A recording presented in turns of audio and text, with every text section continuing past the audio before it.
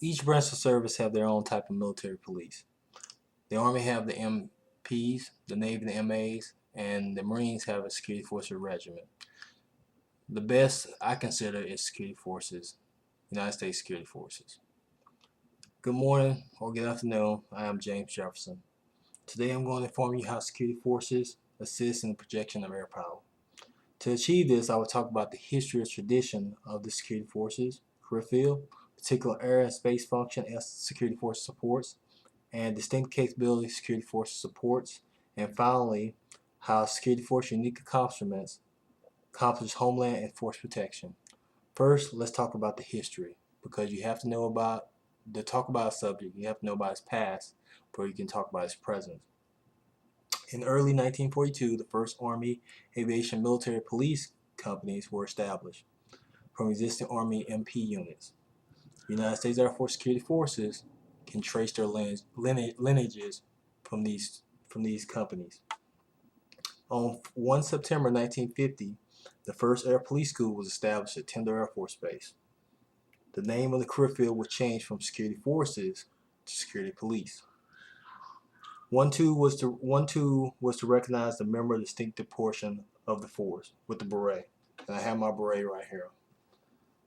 We wear a dark blue beret.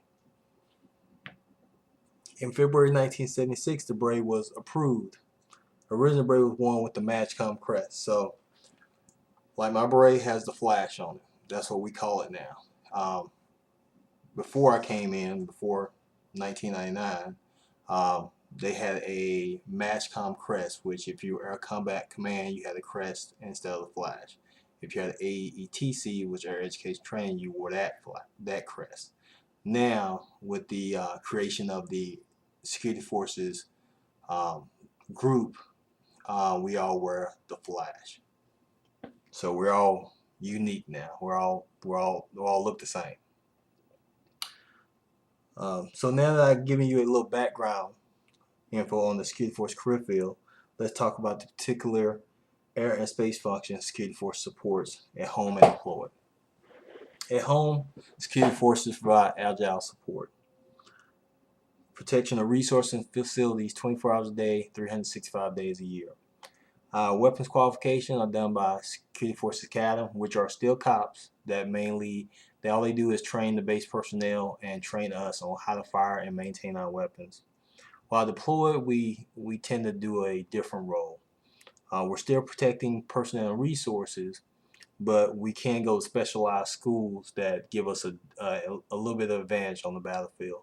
We can go to like tactical sensor operator school, which is a TAS school, which allows us to use certain sensors and be in control of those as base defense. Security forces is more than just providing protection of facilities and aircraft.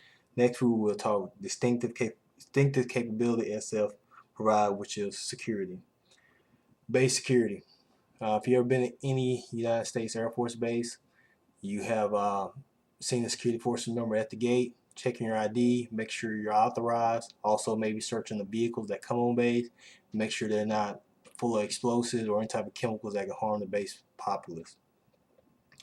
Now that we discussed SF distinctive capabilities, let's discuss our final point: how security force unique accomplishments accomplish homeland security and force protection. SF provides the protective protects facilities by controlling entry and exit. Just because we control the entry and exit on base, we also can't control the entry and exit in some facilities. It depends on if that facility possesses a high enough resource that we need to protect it. Homeland security, we do that by our military working dog section. We're also security forces. A prime example of how they help out in homeland security is protection of the president. Anytime the president goes overseas, goes stateside, he usually is sent. A team is sent out before him, and usually have United States Security Forces and military working dogs that are utilized to search the area and make sure there's no explosives or anything that's going to harm the president.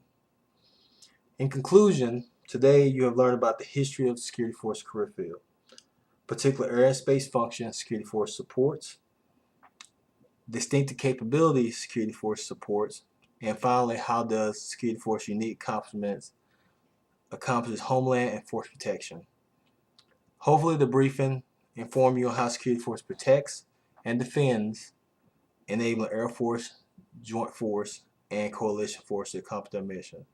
Ladies and gentlemen, this concludes my briefing. If you have any questions, please let me know.